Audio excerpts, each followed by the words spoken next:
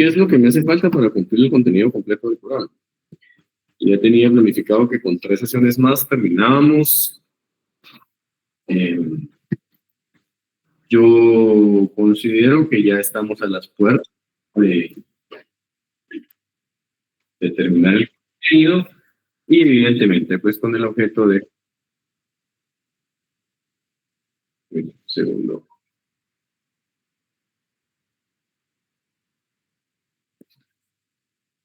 Como les decía, estamos a las puertas ya de que ustedes cierren lo que es su carrera, pues ya prácticamente acá estamos ya en los últimos meses previos a finalizar el 9º semestre y luego pues ya solo verá el 10º. A ver con quiénes les toca el siguiente semestre decidir clases. Muy bien, bueno, vean, solo voy a hablar un par de temas ahí que tengo que decirles. Siempre aclarando, ¿no? Yo no respondo mensajes directos cuando sean cuestiones propias de la clase. Como lo he dicho siempre, no lo hago por arrogancia, no lo hago por antipático, sino que es específicamente porque si hago una excepción a lo que me pide una persona, tengo que hacer 235 más, porque me aparecen 236 asignados. Entonces yo tendría que quedar bien con 236 personas. Es difícil, o sea, quedar bien con uno cuesta, imagínense con 236. Entonces, cuando alguien me escribe en privado por alguna cuestión personal, salvo que sea una cuestión que sí escapa, una cuestión excepcional, alguien que no puede movilizarse porque está en un hospital, alguien porque dio a luz, alguien porque tuvo un accidente y está hospitalizado, etcétera. Hasta el mismo reglamento establece situaciones excepcionales que yo puedo tomar la decisión de cómo evaluarlos. Ahora, porque no pudo presentarse, porque no pudo llegar, porque no ha podido ir, porque no tiene cómo llegar, disculpen, pero repito, no podría yo hacer una excepción si son tantos. Entonces, si alguien necesita su examen extemporáneo, es mi obligación decirle, hoy es el último día para solicitar que se les realice el mismo. En una hora se va la secretaria de la facultad del semestre que recibe la solicitud. Y si no, pueden escribirme a mi correo electrónico adjuntando la constancia por la cual no puedo. Sí. Entonces mi correo creo que eso los he compartido de bastantes veces, de varias formas. Igual se los comparto ahorita en el chat.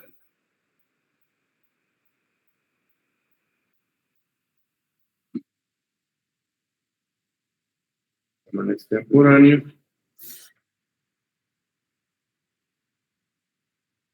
Ya se los compartí en varias ocasiones, pero igual, ahorita se los estoy compartiendo ahí, todo en minúsculas. Así es que si me escriben, yo le escribí por chat, yo le escribí por WhatsApp, no se los voy a tomar como válidos. Pues eso lo dije desde el primer día. Entonces, si lo siguen haciendo es porque no se han conectado a clase. Disculpe que lo diga de esa forma tan fría, pero así es. Y aunque estamos en un sistema híbrido, evidentemente, pues, las pruebas son presenciales. Si alguien me dice, mire, no puedo ir a la universidad, no puedo ir a la facultad, pegar, ¿cómo piensa examinarse? Y como saben ustedes, las causales para solicitar el examen extemporáneo están descritas en nuestro reglamento, emitidos por la Facultad de Ciencias Jurídicas y Sociales. Denme un segundito ustedes.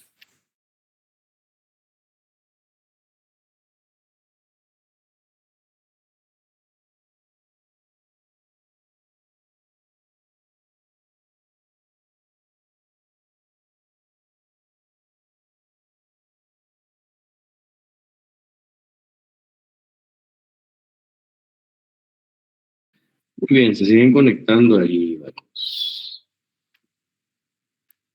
Dice, en lo que se terminan de conectar, le platicamos que me envió las constancias.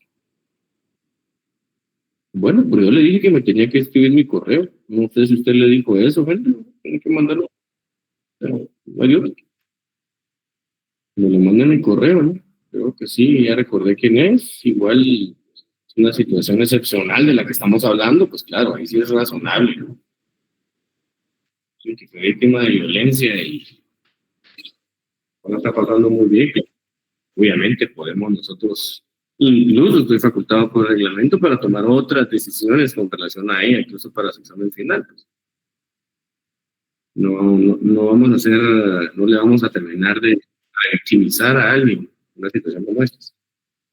Bueno, les decía, si alguien tiene solicitud de examen extemporáneo, la única forma que puede pedirlo es presentando su carta, solicitando el examen extemporáneo en la oficina de la coordinación, donde está la secretaria de la coordinación del semestre, el séptimo y el noveno, el séptimo, el décimo, dice ahí creo yo, adjuntando la constancia del por qué no se presentó.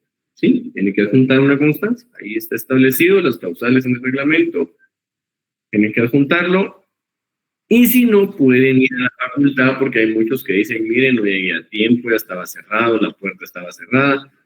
El coordinador se va hasta las 8 de la noche. Bueno, entraremos en esa discusión porque yo lo conozco al doctor Lemus Orellana y él casi que a las 8 de la noche se va todos los días de la facultad. Pero si quieren hacer su solicitud, mándenmelo a mi correo, pues. El correo en el chat. Ahí pueden ustedes mandar su solicitud de examen extemporáneo, recalcándoles, solo tienen hasta hoy, ¿sí? Solo tienen hasta el día de hoy. Y de una vez, el examen extemporáneo yo lo hago de forma oral, no lo hago por escrito. Tal vez eso pues es lo único que se los había comentado del primer parcial. Yo los exámenes extemporáneos no los hago por escrito, sino que los hago de forma oral. Es una metodología que también está totalmente permitida en este tipo de pruebas. Muy bien, aclarando esos puntos y que se siguen conectando más de sus compañeros, vamos a arrancar la sesión del día de hoy. Solo déjenme abrir el archivo y arrancamos.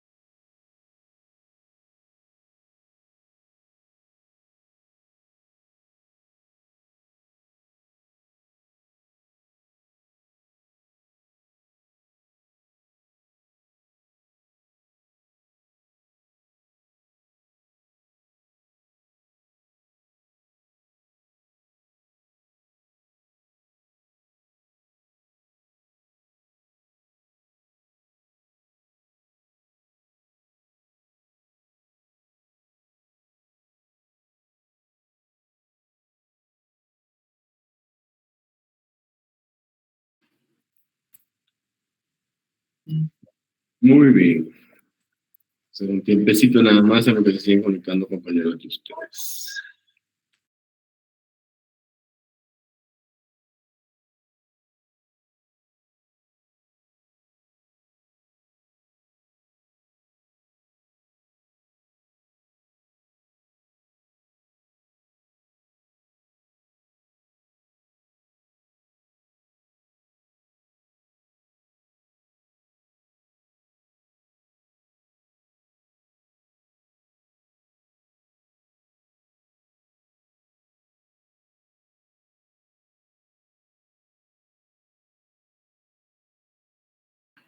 Muy bien, bueno.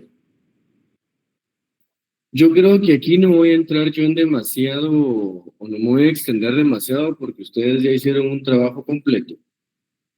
Ya llevaron a cabo un análisis completo sobre los derechos humanos y recordarán ustedes que yo les dije, no es que ustedes van a investigar de un tema y yo no lo voy a tocar. Al contrario, ¿verdad? Lo vamos a desarrollar, lo voy a desarrollar, mejor bien dicho, junto con ustedes. Ustedes aquí pues ya tienen un estudio inicial, ya lo presentaron, algunos sacaron 40 puntos, otros sacaron 20. Así es de que ustedes el conocimiento básico ya lo tienen. Pero hay una definición de derechos humanos de un autor guatemalteco que es docente de nuestra facultad, que es el doctor Ronnie López, que es Ronnie Eulalio López Contreras, que fue también mi docente en la facultad.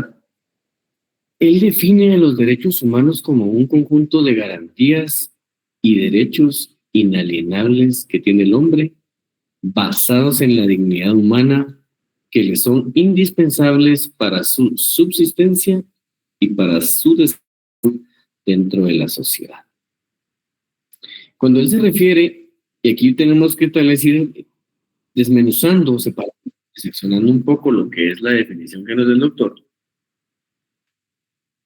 y debemos de partir que él los clasifica o él los agrupa como un conjunto de garantías y derechos inalienables. De una vez le da una característica a su definición.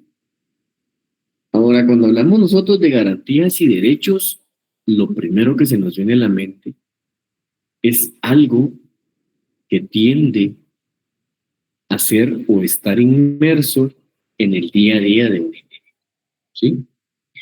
La garantía que yo tengo de que si a mí me detienen por haber cometido un delito, me pondrán a disposición de un juez. La garantía de que a mí se me estará tomando mi declaración en un plazo que no exceda de 24 horas. Todos sabemos que esa es una garantía, por ejemplo. Ahora bien, cuando hablamos de derechos, fíjense ustedes de que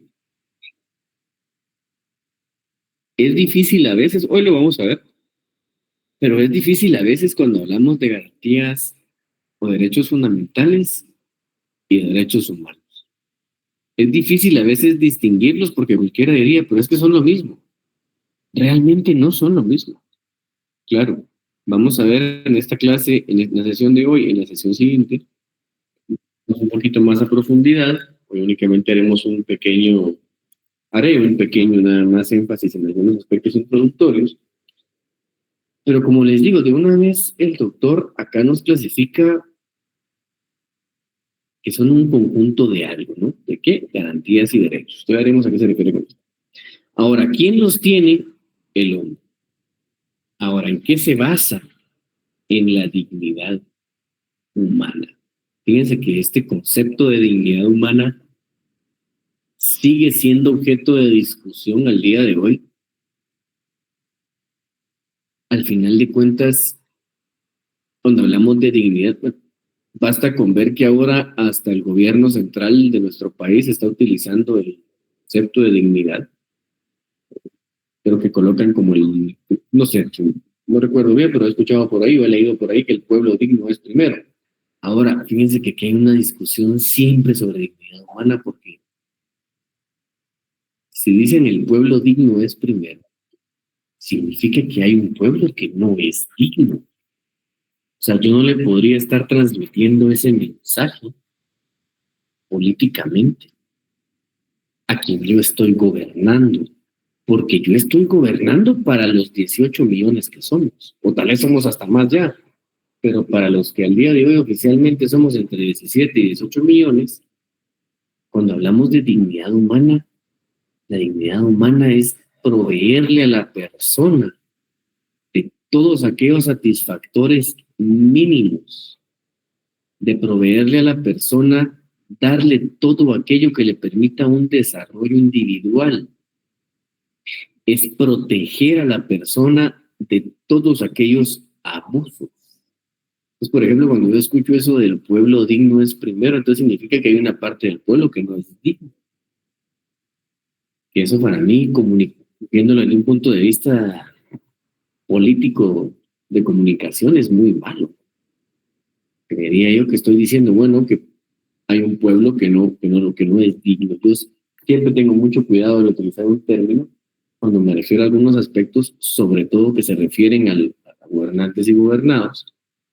Claro, no es una crítica destructiva, sino que haciendo un análisis de lo que nos dicen los derechos humanos, cuando hablamos de la dignidad humana y estamos diciendo que todo esto es inalienable, que son indispensables para su subsistencia, no puedo yo decir entonces que no es que estoy gobernando, o sea, y que el pueblo que no es digno es segundo, por ejemplo. No sé, veo con muchas reservas utilizar ese eslogan de gobierno. Creo que no es un buen eslogan de gobierno, porque si vemos nosotros que si vamos a basar todo lo que es el andamiaje de protección individual hacia las personas, cuando digo individual es porque lo hacemos de forma separada, ¿no? Lo voy a basar en la dignidad humana, prácticamente el pilar de la discusión, que con ese tema vamos a cerrar este curso. Pero si el pilar al día de hoy es que izquierdas y derechas ya no son precisamente el tema de discusión, que sí, que la izquierda y la derecha han tomado un bando, que la izquierda y la derecha han tomado una postura en lo que es el orden mundial, en lo que es el orden gubernamental, tenemos que decir que ahora los dos bandos ya no son de izquierda y derecha el día de hoy. Fíjense que políticamente están enfrentados globalistas contra los soberanistas. Cuando decimos globalistas y soberanistas, el primer grupo se tiende, ¿no?, a hablar de un único orden mundial, una forma de dirigirnos, una forma de imposición de todo en todos los estados, y por el contrario, los soberanistas siguen defendiendo que cada estado tiene la libertad de autodeterminarse. Después les digo que cuando hablamos de dignidad humana hay que ser muy cuidadosos, hay que ser muy, muy cuidadosos, no hay que utilizarlo tan a la ligera, porque el concepto de dignidad humana en la época en la que, por ejemplo, surge la Revolución Francesa, en la que, por ejemplo, surge la Segunda República de Weimar en Alemania, en la que, por ejemplo, surge la Revolución Española, sé qué opino de las tarifas que ha impuesto Trump. Bueno, él es un soberanista, si es que él va a privilegiar que su estado esté bien. Hay mucho más que discutir ahí. Saliéndonos un poquito del tema, pero dedicándole tal vez 30 segundos a lo que dice Denison: autodeterminación de los pueblos, ¿no? Si usted se quiere autodeterminar con todo lo que provea satisfactores y que las personas que viven dentro de su territorio con dignidad humana, no hay más que discutir, ¿verdad? Y aparte recordemos de que dos actores mundiales tiene ahora el orden político internacional: China, Estados Unidos, ¿verdad? Y mientras ellos dos sean los gigantes, y mientras la batalla entre los dos la sigue ganando Estados Unidos, podrán imponernos aranceles hasta del 100% si ellos quieren, que no vamos a poder hacer absolutamente nada. Va a ser muy difícil revertir eso. Claro, Estados Unidos ha sido muy noble con estados como el nuestro, por ejemplo. Ha sido exageradamente noble con nosotros, que lamentablemente no hemos podido utilizar esa bondad o esa nobleza que han mostrado hacia nosotros para cosas buenas. Creo que es lo que nos pasa factura el día de hoy. Tema de análisis, ¿no? Muy bien, bueno. Regresando a esta definición de derechos humanos, debemos pasar a que esta tiene ciertos aspectos filosóficos, que es lo que más nos interesa, y que, por ejemplo, cuando hablamos de los aspectos filosóficos de los derechos humanos, recordemos que estamos en filosofía del derecho, no necesariamente estamos en el curso de derechos humanos para ahondar a profundidad, sino que únicamente, como les dije, se dan algunos aspectos muy, muy superficiales e introductorios. Cuando hablamos de un aspecto filosófico de tipo ontológico, fíjense que esto lo que va a considerar es que las características fundamentales, ¿no?, del ser. ¿Se recuerdan ustedes del ser y el deber ser? Dice que la función esencial es que los derechos humanos permanezcan por siempre. Fíjense que esto es bien difícil a veces de poder entender, y qué bueno que su compañero nos hizo la pregunta hace un momento de lo que había hecho Trump, lo que hace Trump, ¿verdad? Con arancelario, que está quebrando la bolsa de Hong Kong, Alemania, se están desplomando los mercados financieros. Pero fíjense que lo que busca en ese el ser, ¿verdad? Como función esencial, y que permanezcan por siempre los derechos humanos, al final de cuentas no podemos concebir nosotros nuestra vida diaria sin derechos humanos. Cuando hablamos nosotros de esa característica tan importante, o esa, bueno, si lo vemos tal vez desde un punto de vista, como les repito, muy, muy, muy filosófico, que es lo que nosotros estamos en el día de hoy, cuando nosotros hablamos de que una garantía o un derecho permanezca por siempre, si lo vemos traducido a nuestro ordenamiento jurídico, no podríamos conseguir que dentro de los derechos sociales que tenemos concebidos o que tenemos ya regulados, como lo es la seguridad social, por ejemplo. Claro, aquí viene el eterno punto de discusión, donde el punto se rompe, donde está el punto de quiebre. ¿Será que todos en Guatemala tenemos acceso a la seguridad social? No, no la tenemos. ¿Todos deberíamos tenerlo? Sí, así es, pero no todos gozamos de la misma. Claro, hay condiciones en las cuales todos y cada uno de nosotros podría alcanzarlas. Si, por ejemplo, yo soy una persona que trabaja por su cuenta, presto una actividad diaria en la cual pues no tengo una retribución con un salario, sino que lo que tengo son servicios, yo ofrezco servicios profesionales, pues yo tengo la capacidad o tengo la facultad de decidir si me inscribo o no al Instituto Guatemalteco de Seguridad Social.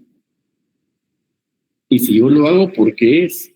Porque yo tengo claro de que los derechos humanos ontológicamente van a permanecer por siempre.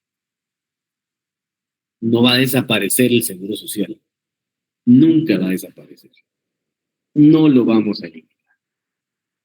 Ahora, desde el punto de vista de la etiología, es buscar la causa básica del por qué existen los derechos humanos. Miren, pues, y por eso se los decía hace un momento, ¿por qué no hay que utilizar tan a ligera los términos? Es que la existencia de los derechos humanos tiene una fundamentación y es la dignidad humana.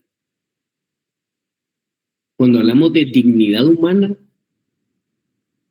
pareciera que eso tendría que ir como parte lógica de nuestro día a día.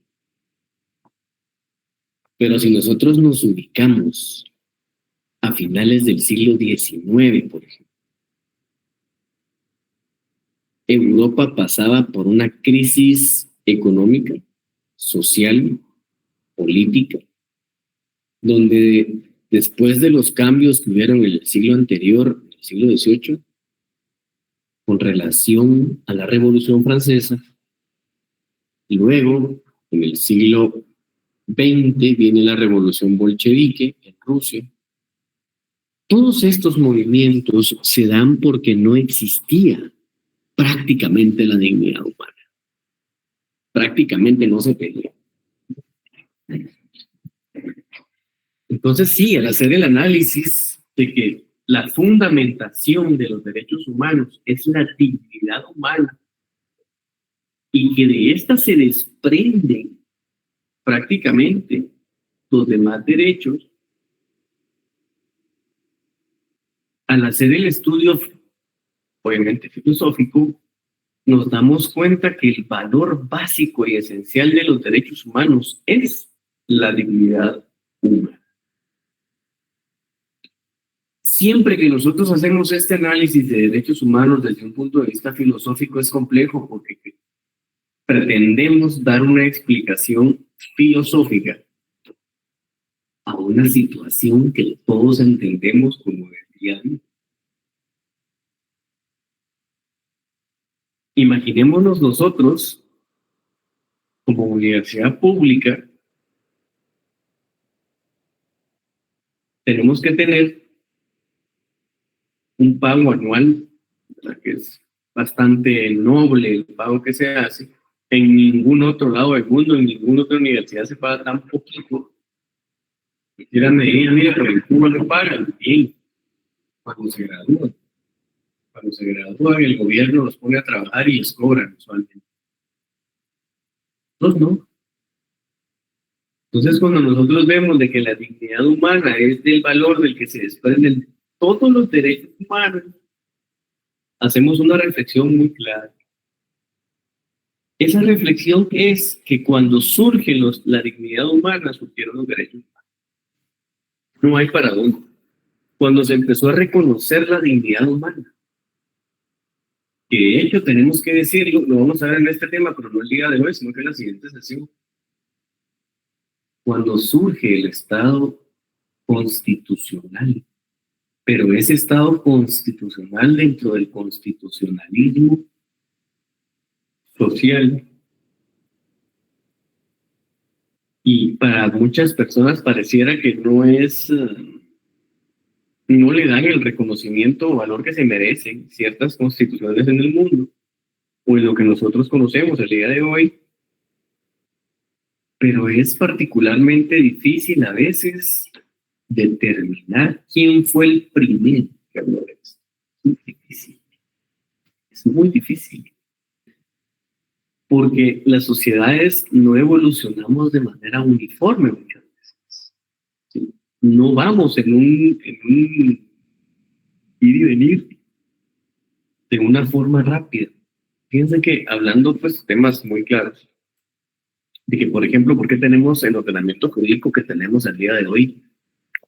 En buena medida, el reconocimiento de muchos de los derechos fundamentales que tenemos nosotros en Guatemala, se los debemos a las corrientes europeas. Ahora, claro, la información para la época del siglo pasado, en la década de los 40, prácticamente era imposible enterarnos de todo cómo estaba. O sea, estamos hablando de Segunda Guerra Mundial, por ejemplo. Ahora, ¿qué fue lo que nos benefició?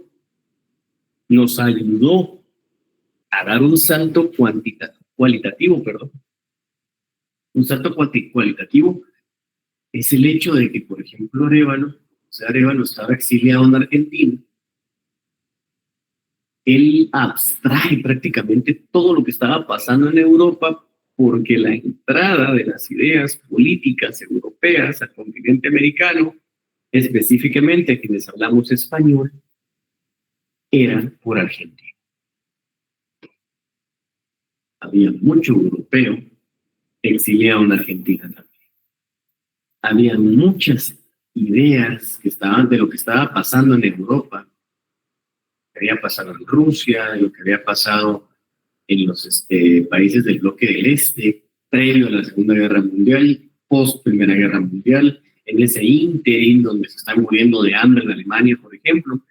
Entonces, todo eso, por ejemplo, el presidente Arévalo, no el actual, sino que el papá del presidente actual, lo trae a Guatemala y lo implementa de una vez en nuestro ordenamiento jurídico. Claro, lo hizo tan así que, pues por eso es que tenemos un gobierno sui generis. Por ejemplo, tenemos un sistema presidencialista, pero que tiene ministros. Y el sistema presidencialista no tiene ministros. Es un error, miren, no sé ni cómo clasificarlo, pero el sistema presidencialista tiene secretarios. Los ministros son propios del sistema parlamentarista. Y por eso es que vemos esa colisión muchas veces en nuestra gobernabilidad por la forma de nombramiento de cada uno. por la forma en la cual se establece en un parlamentarismo y en un presidencialismo. Estamos metiendo temas nada más, pero me refiero específicamente a eso. Cuando hablamos de esos derechos con los cuales nosotros convivimos día a día, estamos claros que 4 años van a durar en sus puestos quienes ejercen el poder ejecutivo y el poder legislativo. Axiológicamente, cuando hablamos nosotros de a qué se refieren los derechos humanos, es lo que se pretende alcanzar. Ahora, ¿cuál es el valor que vamos a utilizar? Es la justicia. Si no es con la justicia, se recuerdan de los valores, no se acaban de someter a ustedes a un examen. La justicia será el valor esencial para un verdadero respeto a los derechos. Por eso se dice que cuando no hay justicia, no hay respeto a los derechos. Pareciera tan fácil, ¿no? Pareciera tan sencillo. No debería ser tan complejo el hecho de que una gobernabilidad hacia un territorio cual se haga y exista justicia, porque ya estamos claros que es un valor que yo he buscado desarrollar en una norma jurídica. Ahora, el aspecto teleológico de los derechos humanos es que sean respetados y protegidos. No hay mucho tampoco que ahondar ahí, que estamos claros. Estos derechos humanos han surgido con una razón, ya la vamos a ver. Y ahí, recapitulando, tenemos que decir que en los aspectos filosóficos, los derechos humanos deben permanecer por siempre, están fundamentados en un valor que es la dignidad humana. Se establece que para el respeto de los mismos debe existir justicia. Y por último, los derechos humanos deberán ser respetados y protegidos. Fíjense que de estos 4 aspectos filosóficos de los derechos humanos, incluso podríamos nosotros armar hasta una definición. Podríamos dar una definición descriptiva desde 4 aspectos filosóficos sin utilizar tan siquiera algún autor de referencia. Así es como podríamos construir nosotros incluso una definición sobre derechos humanos, considerando únicamente, como les digo, una descripción básica. ¿Esos son los derechos humanos? Bueno, los derechos humanos son aquel conjunto de garantías y derechos que deben permanecer por siempre, que se encuentran fundamentados en la dignidad humana, que para que exista un verdadero respeto de los mismos, debe existir justicia dentro de lo que es el Estado, y por último, deben ser respetados y protegidos. Fíjense que con eso estamos dando una explicación de lo que son los derechos humanos, desde un punto de vista filosófico, sin ahondar en aspectos históricos, sin tampoco utilizar autores, pero que la podemos tomar como punto de referencia. Si en algún momento alguien nos pregunta qué son los derechos humanos desde un punto de vista filosófico, estamos claros que lo vamos a explicar ontológica, etiológica, axiológica y teleológicamente. Cuando vamos a ver nosotros las características de los derechos humanos, primero que nada, pues son universales. Estamos claros que estos se extienden a todas las personas, no se puede hacer distinción de ningún tipo. ¿Sí? Son indivisibles. Cuando decimos que son indivisibles es porque no puedo preferir un derecho por sobre otro. Los derechos humanos como tal, concentrados en un cuerpo único, un todo, van a estar reflejados un conjunto de valores y principios que tiene el ser humano. Por eso se dice que son indivisibles, interdependientes. Cuando decimos que son interdependientes es hacia adentro, ¿no? Cuando decimos que es hacia adentro es porque se van a complementar entre sí. Ese conjunto de derechos humanos que yo no puedo poner uno por encima del otro, lo que sí van a hacer es complementarse. Y la existencia de uno da cabida a que exista otro. ¿Sí? Por ejemplo, el derecho al trabajo, que es un derecho humano. el derecho a la seguridad social. Se entiende que no podría existir la seguridad social sin el derecho al trabajo. No podría existir tampoco un trabajo que no tenga seguridad social. Eso es muy discutible en nuestro ordenamiento jurídico. Muy, muy discutible.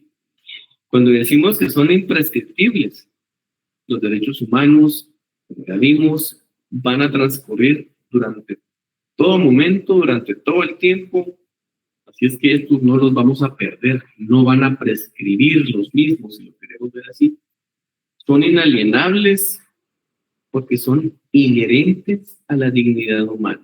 No los podemos trasladar a nadie. Yo no puedo venderlos, cederlos, regalarlos. Aunque yo quisiera, no lo puedo hacer. No le puedo trasladar mi derecho a otro individuo. Son irrenunciables, porque yo como titular de un derecho no puedo renunciar a él. Yo no puedo decir, yo renuncio a la seguridad social. Yo ya no quiero que me descuenten IX, por ejemplo. Yo ya no quiero pagar la cuota patronal del IX. No puedo. No se puede. Yo ya no quiero que cada mes a mes me estén descontando mi salario. Yo quiero todo el dinero para mí. Yo no puedo renunciar a ese derecho. Son inviolables. Siempre que hablemos nosotros que los derechos humanos, al ser absolutos, no están sujetos a que se puedan o no cumplir. Nadie puede violentarlos. Esas características que muchos de ustedes los vieron en su trabajo, estamos claros que son bastante sencillas, no son muy complejas de explicar, ni tampoco nos tenemos que extender mucho porque es fácil entender cada una de ellas. Y aquí viene una parte muy interesante de una evolución en las conceptualizaciones que de alguna manera están vinculadas al referirse al tema de derechos humanos. Muchos autores, muchas personas, funcionarios públicos, tienden a confundir los tres. ¿Sí? Y no deberían ser objeto de confusión. Fíjense que cuando hablamos de derechos humanos, derechos naturales y derechos fundamentales, la forma de distinguir uno de otro es muy fácil, es muy sencilla. Derechos naturales, en su conceptualización y su explicación ya desde un punto de vista doctrinario, surgió en el siglo XVIII. Esto fue predecesor un poco contemporáneo a la independencia de los Estados Unidos y a la Revolución Francesa, en el cual pues, se afirma que los derechos del hombre son los derechos inherentes al mismo, puesto que el hombre procede de la naturaleza. Incluso se dice desde el siglo XVIII, el hombre, tal vez no se los puse en pantalla, pero se dice que es el único ser superior entre todos los seres que habitamos la naturaleza. De todo lo que ha producido la naturaleza, el que está en la cúspide es él. No nos podemos comparar, mucho menos equiparar con animales. Nosotros vamos a estar siempre por encima de los animales. Claro, ahora cuesta un poco, por ejemplo, va uno a un lugar y ve publicaciones donde le están celebrando el cumpleaños a un perro, por ejemplo. Hacer esto en el siglo XVIII era equivalente a que usted lo considerara una persona que iba directo al psiquiátrico. Pero el derecho natural, los derechos naturales nos dicen que el individuo, que el hombre, el ser humano, al ser ese ente superior de todos los seres vivos y que no hay quien se le pueda equiparar dentro de todos los seres vivos, va a tener derechos por la propia naturaleza. La naturaleza decidió que él estuviera en la cúspide de todos los seres vivos. Los derechos fundamentales, fíjense que estos se dice o se traduce en que son todos aquellos derechos que han sido establecidos o contemplados en un texto constitucional.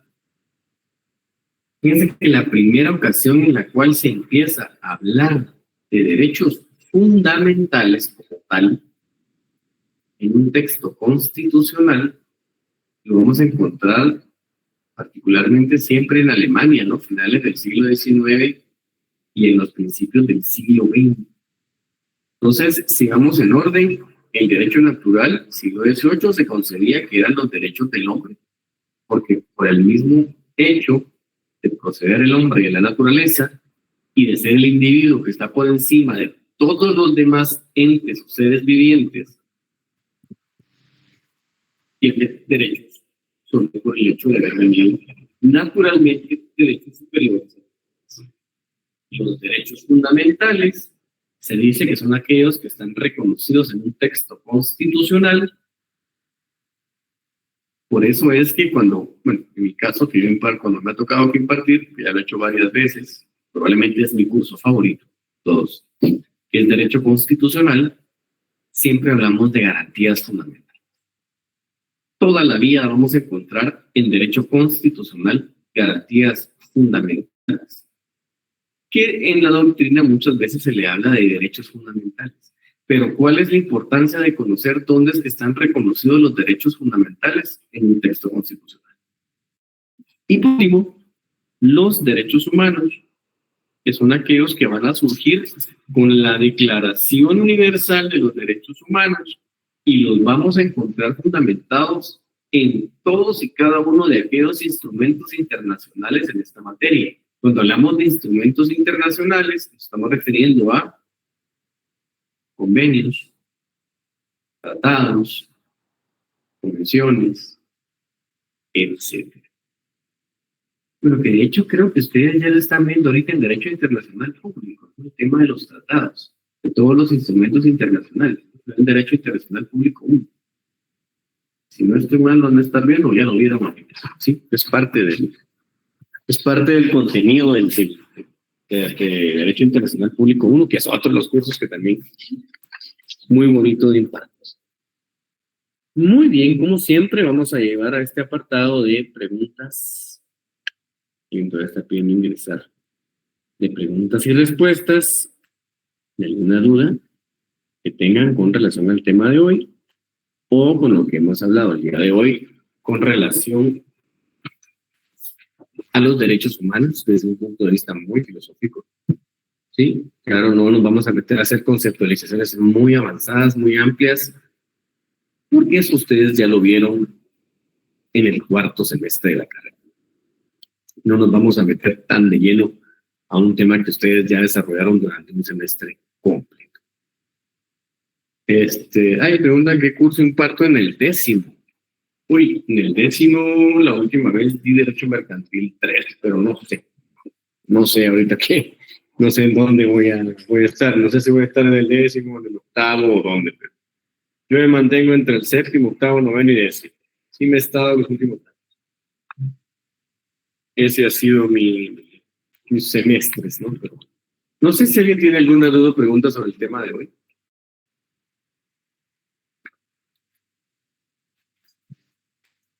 Está todo claro, tendría que estar todo claro. Ustedes hicieron un trabajo completo sobre eso. Es que no deberían de tener mayores dudas.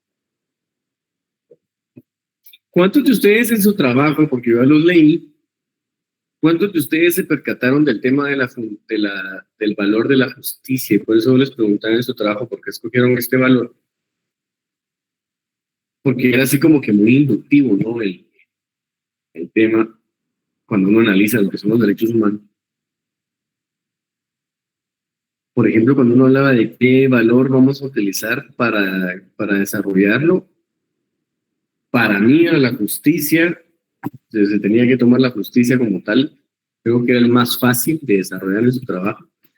Claro, eso se los puedo decir hoy, no se los podía decir antes, ¿no? Porque si no, no tenía razón de hacer el trabajo. Pero creo que por ahí era el punto de partida. Yéndose por ahí iba a ser súper fácil hacer su trabajo. Grupo 10 de la dignidad humana. Ah, no, por supuesto. Yo les dije, el de la justicia era el más fácil. Pero dignidad humana prácticamente es la razón de ser de existencia de los derechos humanos. Pero si se iba usted por la justicia, solo tenía que hablar de la protección de los derechos humanos. Vamos. Mecanismos de protección de derechos humanos, por ejemplo. Que realmente sobre eso es a lo que vamos en la siguiente sesión de clases, ¿no? El grupo 10 tuvo los... ¿Cómo fue el grupo 10? El grupo 10 también está, ¿no? Dentro de los privilegiados. Mal no me recuerdo, ¿verdad? Sí, tuvieron 40. Sí, recuerdo. El 13, el 10, nosotros no tengo problema, porque creo que fue el 5 y no recuerdo cuál fue. No recuerdo cuál fue el otro, la verdad que no me recuerdo, pero sí me recuerdo muy bien de cada uno de los, el 4. 4, 5, 10, 13 fue. Y que prácticamente tocaron lo que tenían que tocar, ¿no? Y lo hicieron como lo tenían que hacer. Y qué bueno, y lo presentaron como lo tenían que presentar, así es que 40. Era inevitable que sacaran 40. Muy bien. Bueno, no sé si tienen alguna duda o pregunta, comentario. Recalco, si alguien tiene solicitud de examen extemporáneo, solo tiene hasta hoy. Si fue a la facultad a entregar su solicitud, ya solo quedan 13 minutos para que cierren la coordinación. Y si no la entregó de esa forma, me puede mandar hasta el día de hoy, no importa el horario, su solicitud con su constancia para someterse al examen extemporáneo. Así es que lo dejaremos hasta acá, ya de a partir de... Ah, no, todavía tienen otra clase ahorita, ¿no? Vienen, también tienen clase después. Sí, todavía les falta otra clase ahorita. Bueno, eso lo voy, se van a descansar y a estudiar duro para los segundos parciales, que ya los tienen a las puertas. Y qué bueno que conmigo prácticamente, como les digo, yo solo necesitaba 3 sesiones de clase más, que creo que vamos a tener solo 2 más. A mucho 3, y cumplimos el contenido completo. Muy bien. Tengo mucha tarea, dice Flora, y pues, apenas está empezando cosas de tener que hacer. Apenas. No sé qué tanto tengan que hacer. Me imagino que tal vez notariados los tienen complicados, pero espérense al 10º que les toque que hacer el protocolo. Que de hecho, bueno, yo he dado notariado 4, pero cuando es así, escrituras en mi caso van a mano, ustedes. Poquitas, pero a mano. Y todavía les falta lo bueno del 10º. No, eso les digo, el 9º es fácil comparado con el 10º, porque el 10º es hacer el protocolo. Imagínense, para quienes nos dejaron hacer 50 escrituras en su momento, era imposible hacer 50 escrituras, y lo hacíamos. Sí, en los dedos, ¿va? Van a fortalecer los dedos, no, porque es una curvatura en uno de los dedos para temas de la escritura. Yo hice mis 50 escrituras de protocolo, pero a máquina de escribir mecánica. Eso era lo que nos dejaba, perdón, ¿era máquina de escribir mecánica o eléctrica? Yo lo hice en una máquina de escribir eléctrica. Yo creo que ya tenía hartos a mis vecinos porque eran unas máquinas de escribir que eran de esfera, ustedes eran de esfera, daba vueltecita y se escuchaba un escándalo. Pero eran 50, ¿no? Eran 50 escrituras, ahora les dejan 10, 15, 25. Claro, a veces se les deja de mano. Si me veo joven, sí, pero es que no nos dejaban usar una computadora. Era prohibido usar computadora. Y creo que el día de hoy tampoco nos dejan usar computadora. No dejaban que lo hiciéramos a computadora. Yo, claro, tenía mi computadora, pero no nos dejaban, no es que no existieran. No es que no existieran las computadoras, no nos dejaban usarlas. Era máquina de escribir o a mano. Entonces yo escogía máquina de escribir, pues todavía fui de la generación que sabemos escribir a máquina de escribir, pero entre eso, de hacerlo a mano, no, a máquina de escribir. Y por lo menos que nos dejaban que fuera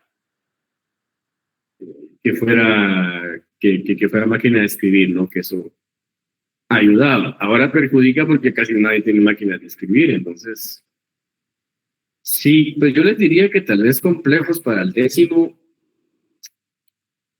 Notariado 4 no es difícil, pero es formalista. Mercantil 3 me atrevo a decir que es de los programas del curso, desde el curso es de los programas más extensos y donde más contenido se tiene que desarrollar. Es donde mucho más contenido se tiene que desarrollar de todos los cursos. Mercantil 3. Es demasiado, es exagerado el contenido que tiene. Es demasiado. O sea, tiene uno que dar cursos bastante, en un día tiene que abarcar bastante porque si no, no le da tiempo de cubrir todo el contenido. Sí, es súper extenso. ¿Verdad?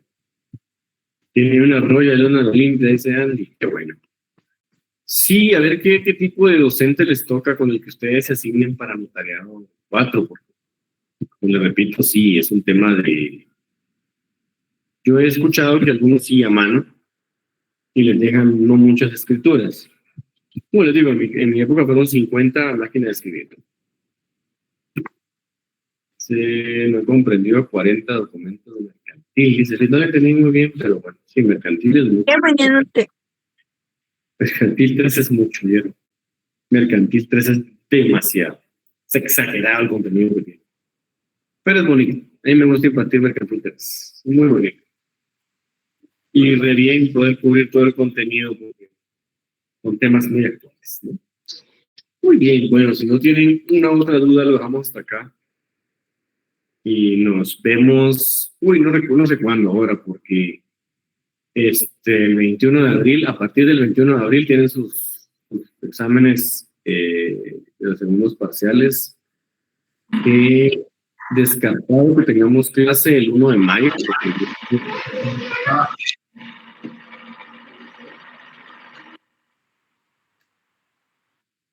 Descartado que tengamos clases el 1 de mayo, y si ustedes tienen exámenes, no sé cómo nos vaya a distribuir la facultad, pero yo creería que va a ser 21, 23, 25 y 29 o 28, dependiendo de los días de clase. Entonces, bien podría ser que nos veamos hasta el 7 de mayo, probablemente. Que nos veamos el 7, el 9 de mayo. Pues sería 7, 9 de mayo, poner mi calendario acá más o menos, porque yo me planifico mucho con el tema de contenidos, ¿verdad?